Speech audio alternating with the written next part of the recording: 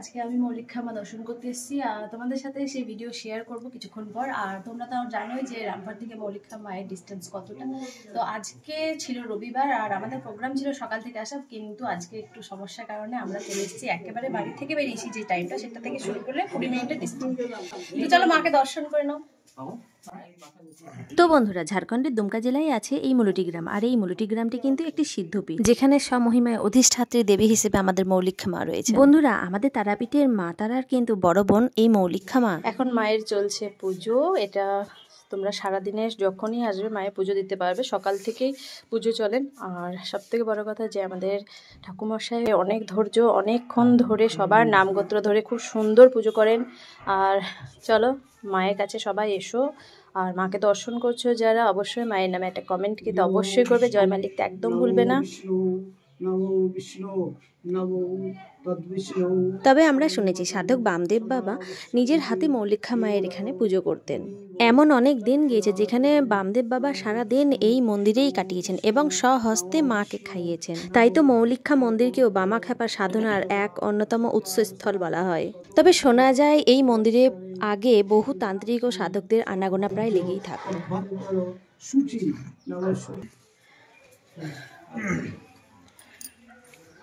তো তোমরা মা মৌলিকখামাকে তো এর আগে অনেকবার যারা এসছো তা তো দর্শন করেছো।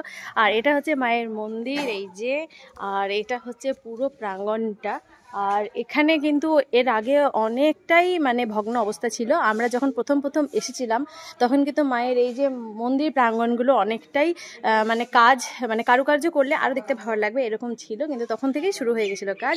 আর এখন দেখতে খুব সুন্দর লাগছে। এটা তো মানে এই যে দক্ষিণা কালীর যে পুজো ছিল সেই সময় থেকে মায়ের মন্দিরটা এই যে দেখতে পাচ্ছ কতটা সুন্দর।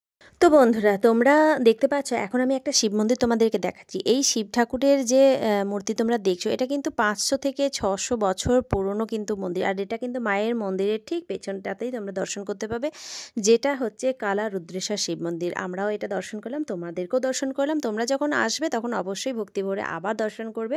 এই হচ্ছে মৌলিকখা মায়ের কাছে যে শিব মন্দির উপস্থিত, সেই শিব মন্দির। চলো, অনেক অনেক অনেক প্রাচীন এই শিব মন্দির, অনেক প্রাচীন এই মৌলিকখামা। তো এটা মৌলিকখামায়ের প্রাচীন শিব মন্দির, যেটা তোমরা এখন দর্শন করছো। আর একটু আগে তোমরা দর্শন করলে কালা রুদ্রেশ্বর শিব মন্দির। তো চলো। তো বন্ধুরা, মহাদেব বাবার পাশাপাশি তোমরা কিন্তু বামদেব বাবারও দর্শন করতে পারবে। পাশেই কিন্তু আমাদের বামদেব বাবার মন্দির রয়েছেন, যেখানে তোমরা গিয়ে দর্শন করতে পারবে। এবং সেখানে কিন্তু মানে খুব সুন্দর এখন মন্দির নির্মাণ হয়ে গেছে। আগে কিন্তু এই জায়গাটা পুরোটাই অনেকটাই ভগ্ন অবস্থা ছিল, এখন পুরোপুরি ঠিক হয়ে গেছে। তো এই দেখো কতটা সুন্দর আমাদের বামদেব বাবাকে দেখাচ্ছে, তোমরাও দর্শন করে নাও। বন্ধুরা, তোমরা কি জানো বামদেব বাবা যখন তারাপীঠে সাধক হয়েছিলেন তখন তার কাছে বহু শিষ্য এবং ভক্তরা শিক্ষা নিতে আসতেন। এবং তখন তিনি মানে আমাদের বামদেব বাবা তখন তাদেরকে কি বলতেন জানো? তাদেরকে একটাই কথা বলতেন, আগে মুলুটি যা, মুলুটি গিয়ে শিক্ষা নিয়ে আয়, তারপর আমার কাছে আসবে শিক্ষা নিতে। এই চতুর্দিকটা তোমাদেরকে দেখাচ্ছি। এখন দুপুরবেলা, ঘড়ির কাঁটায় বেজে গেছে একেবারে 3:10। এই দেখো, তোমাদেরকে টাইম মেনশন করে দিলাম। আর আমরা এখন আছি ঝাড়খণ্ডে। বন্ধুরা, তোমরা কি জানো এই মুলুটি গ্রামের আগে নাম কি ছিল? এই মুলুটি গ্রামের আগে নাম ছিল মহুলটি। তো এই হচ্ছে আমাদের মৌলিকখা মায়ের মন্দির প্রাঙ্গণ। তবে ইতিহাস বলছে কোনো এক সময় এই মুলুটি ছিল মল্ল রাজপাটের অংশ, তাই এই মন্দিরগুলির গায়ে টেরাকোটার ফলক। তবে মূল মন্দিরের গঠন এবং মন্দিরের আশেপাশে ছড়িয়ে ছিটিয়ে থাকা শিব মন্দিরগুলি ভালোভাবে লক্ষ্য করলে তোমরা মল্ল রাজত্বের ছাপ সুস্পষ্টভাবেই দেখতে পাবে। মন্দিরের গর্ভগৃহ বেশ ছোট। পুরোহিত মশাইয়ের সঙ্গে 1 থেকে 2 জন কিন্তু ভেতরে গিয়ে আরামে পুজো দেওয়া হয়। পশ্চিমবঙ্গ ও ঝাড়খণ্ড এই 2 রাজ্য থেকেই কিন্তু মানুষ এখানে এসে ভিড় করেন। এদিকে সময় হয়ে গেছে অনেকটাই, কারণ আমরা অনেকটা দেরিতে এসেছি, তাই ভোগ খাওয়ার একেবারে শেষ পর্বে আমরা পৌঁছে গেছি। তো চলো ভোগটা গ্রহণ করি, তারপর তোমাদের সাথে কথা হচ্ছে। তো বিষয়টা হচ্ছে যে আমাদের আজকে সানডে, মানে আজকে রবিবার, আসার প্রোগ্রাম ছিল সকালবেলা, কিন্তু আমরা এলাম, আমাদের বাড়িতে অনেক প্রবলেম হয়ে গেছিলো, লোডশেডিং প্রবলেম, সব থেকে বড় কথা হচ্ছে জল শেষ।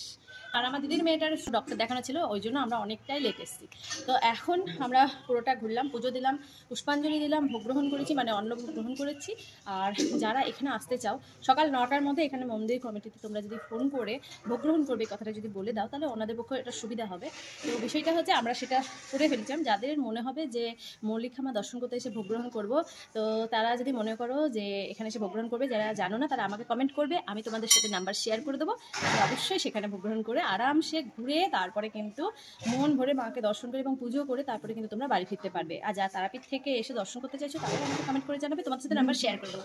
তো চলো এখন আমরা যে টেরাকোটা যে মন্দিরগুলো সেগুলো দর্শন করবো, তোমাদের সাথে সেটা শেয়ার করবো। দেখা যাচ্ছে খুব তাড়াতাড়ি। তো জয় মা মৌলিকা বলে অবশ্যই আমার চ্যানেলটিকে কিন্তু প্রচুর করে শেয়ার করো, লাইক করো, কমেন্ট করো। আর যারা এখনো পর্যন্ত চ্যানেল ফলো করেনি, সাবস্ক্রাইব করেনি, অবশ্যই করে নাও। আর সবাই পাশে থেকো। তো চলো দেখা হচ্ছে তাড়াতাড়ি, টাটা।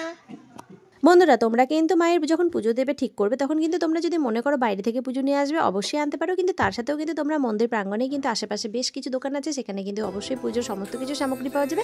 তোমরা কিন্তু সেগুলো সংগ্রহ করে মায়ের পুজো দিতে পারবে।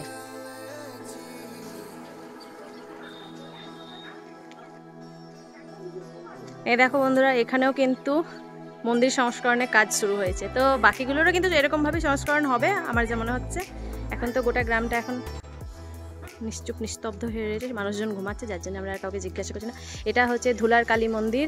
এই দেখো, জয় মা ধুলার কালী। তো চলো আরো মন্দির আছে, সেগুলো আমরা একটু ঘুরে আসি।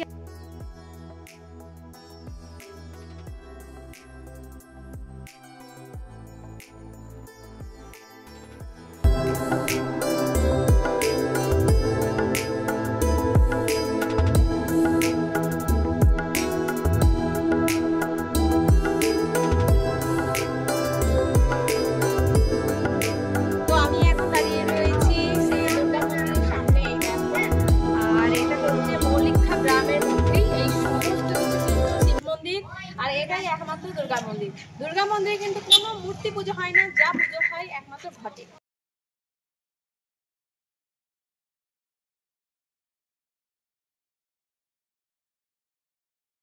এগুলোও কিন্তু সব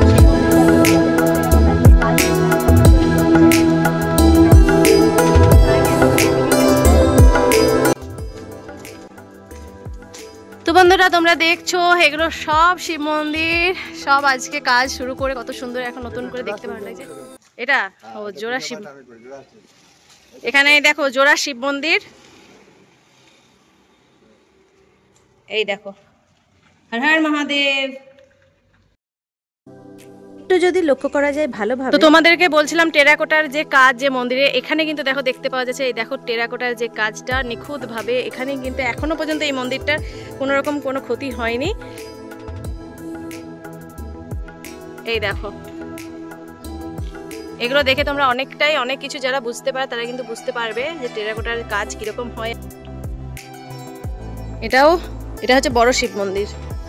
এখানে কাজটা আমাদের মোটামুটি ঠিক আছে, তবে এগুলো নষ্ট হয়ে গেছিল বলে এগুলো ঠিকঠাক হচ্ছে।